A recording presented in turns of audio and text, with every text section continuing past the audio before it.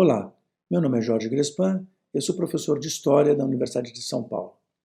Eu gostaria de apresentar para vocês hoje e comentar com vocês 4 livros que eu considero muito importantes para dar acesso e aprofundar o entendimento da obra mais importante de Karl Marx, O Capital. O primeiro desses livros tem o seu grande mérito no aspecto didático e plástico com que ele apresenta os conceitos mais importantes da obra.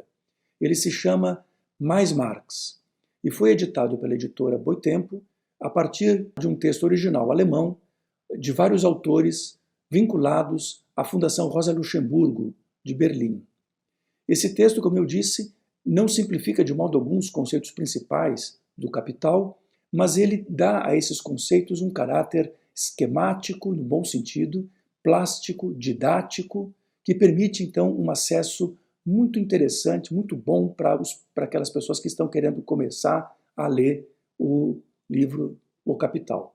A segunda obra é composta por 2 livros escritos pelo geógrafo e antropólogo inglês David Harvey. O primeiro desses livros trata justamente do livro 1 do Capital, ele se chama Para Entender o Capital, livro 1, e o segundo é Para Entender o Capital, livro 2 e livro 3.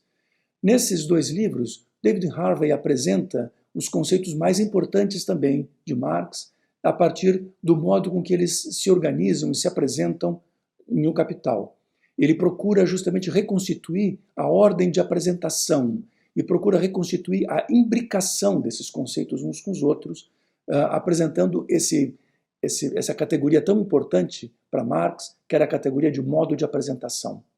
Esse é o objeto da discussão de Harvey, e ele compõe com isso um comentário muito importante, cuja leitura eu recomendo vivamente para todos aqueles que ou estão começando a ler o Capital, ou então querem aprofundar a leitura que já começaram a fazer.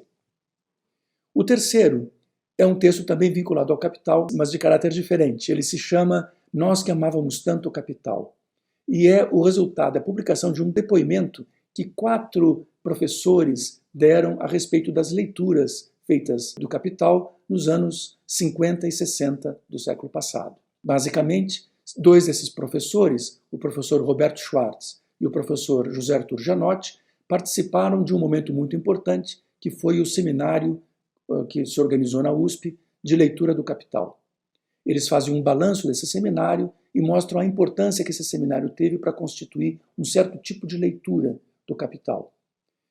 Os outros 2 participantes desse livro e desse seminário eram os professores Emir Sader e João Quartim de Moraes, que também fazem um balanço das leituras, não tanto relacionadas ao seminário, mas as leituras que eram feitas sobre o Capital nesta mesma época. Por fim, o 4º livro que eu gostaria de apresentar é o resultado da minha livrodocência, que eu defendi alguns anos atrás e que foi publicado na editora Boitempo o ano passado. Ele se chama Karl Marx e o Modo de Representação Capitalista. Nesse livro eu faço um estudo justamente do conceito de representação, tal como ele aparece desde o capítulo 1 do livro 1 do Capital até o capítulo final do livro 3 do Capital, reconstituindo o modo com que o conceito de representação se relaciona ao conceito de apresentação e chega a constituir, em especial no livro 3, um verdadeiro modo de representação capitalista. Marx usa várias vezes no livro 3 essa expressão modo de representação capitalista. E o que eu procuro fazer é relacionar esse modo de representação ao modo de produção capitalista. Este conceito muito mais conhecido, o de modo de produção capitalista, que, no entanto, engendra práticas sociais e econômicas pelas quais o modo de representação se organiza.